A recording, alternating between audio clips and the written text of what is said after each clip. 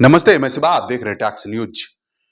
राजनीतिक महासंग्राम इतना तेज छिड़ चुका है जो कि दिल्ली विधानसभा चुनाव से पहले ही आम आदमी पार्टी और बीजेपी में काफी जुबानी तकरार शुरू हो गया है। जी हां दोस्तों, मैं आपको बता दूं, दोनों पार्टी में नेता का फेरबदल शुरू हो गया है।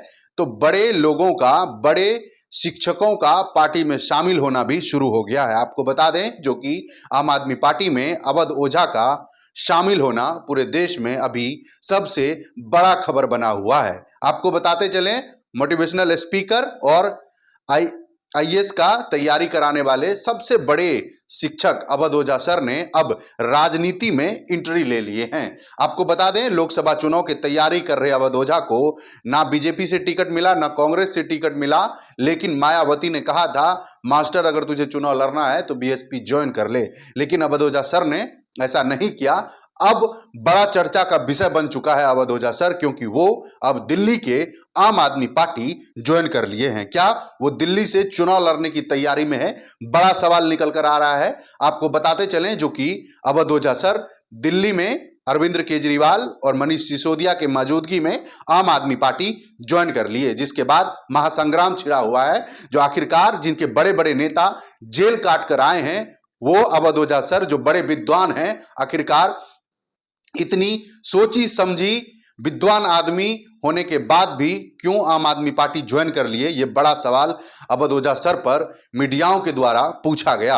आपको बताते चलें, अवध ओझा सर चुनाव की तैयारी काफी दिन से लगे हुए थे। उसके बाद उन्होंने आम आदमी पार्टी ज्वाइन कर ली है। जी हां दोस्तों, आपको बता दें, एनडीटीवी पर जब अवध ओझा सर से सवाल पूछा गया, जो आखिरकार आपने आम आदमी पार्टी क्यों ज्वाइन किए, बीजेपी पार्टी क्यों नहीं ज्वाइन किए, तो इन पर उन्होंने तीखा सवाल का जवाब दिया और कहा, जो कि हम शिक्षक हैं और शिक्षा का अलग आम आदमी पार्टी ने जगाया है। ये देश में और विदेश में भी किसी से छुपा हुआ नहीं है। मैं आपको बताते चलें,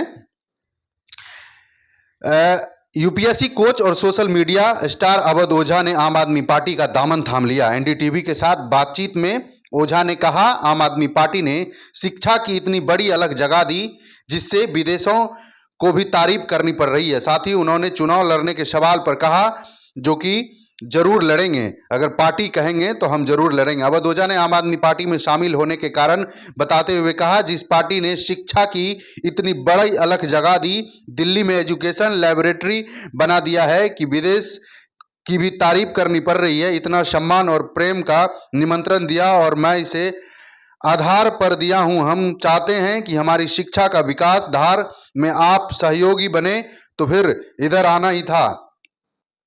अवध ओझा ने राजनीतिक विश्लेषण आशुतोष ने भाजपा में जाने को लेकर सवाल पूछा, तो उन्होंने कहा, आप पार्टी क्यों शामिल हुए जहां वरिष्ठ नेताओं को जेल जाना पड़ा? इस पर अवध ओझा ने कहा, जेल में तो नेशनल मेडला भी रहे, महात्मा गांधी भी रहे, बड़े बड़े नेता जेल में रहे हैं। इतिहास नेताओं को जेल जाने के उदाहरण पर भरा पड़ा है। जब तक न्यायालय यह निश्चित नहीं करता कि व्यक्ति सही है गलत, तब तक हम उसे कुछ नहीं मान सकते हैं। उन्होंने कहा, आज तक दुनिया में कोई भी किसी पर आरोप लगा सकता है, लेकिन सवाल यह है कि क्या न्यायालय उस पर आरोप को मानता है, क्या न्यायालय उसके पक्ष में निर्णय दिया है? जब तक कोई व्यक्ति कानून के तौर पर घोषित नहीं किया जाता, उसने अपराध किया है, तो आप उसे अपराधी नहीं मान सकते हैं। शिक्षा से नेता बनने के सवाल पर उन्होंने कहा, जो कि डॉक्टर राम मनोहर लोहिया, सर्वपल्ली राधाकृष्णन ने कहा कि देश में जो अच्छे ब्रेन हैं उन्हें नेता शिक्षक बनना चाहिए, राजनीतिक की तरफ जाना चाहिए। सबसे बड़ा उदाहरण दिया कि डॉक्टर भीमराव अंबेडकर, उनके पास कितने सारे ऑप्शन थे, पर उन्होंने मेरे देश के लोगों को मेरी ज़रूरत ज़्यादा है, इसलिए वो भारत आए और भारत की राजनीति में उन्होंने हिस्सा लिया। अवध ओझा ने इस दौरान एक सवाल के जवाब में कहा कि यूपीएससी की तैयारी करने वाले बच्चों को सुबह 4 बजे के सुबह 6 बजे तक पढ़ाऊंगा।